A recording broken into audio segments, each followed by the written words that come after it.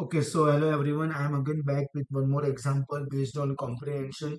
Again, it is a two line of a code only. So, for example, if I have a result equal to, and suppose in that comprehension statement, if you have a multiple if condition, then exactly how you can write. So, first of all, it is for list. So, obviously, we will use square brackets, and I'm going to store my answer in the variable x. So, first of all, I'm writing that, and then I will write my for loop part for x in range. Okay, and I will write for example only one number, for example 21. It means obviously default it will start from 0 and it will go till 20. And now I will write my two if condition, because as I said it is for multiple if condition. So if x modulus 2 equal to 0, that is one condition, and then I'm writing one more condition if x modulus 5 equal to 0.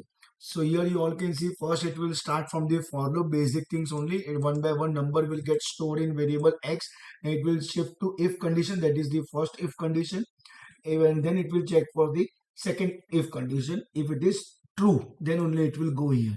Okay, and if both are true, then only it will print x, and it will store our answer, that is in result. So if I write print and if I write result and control S,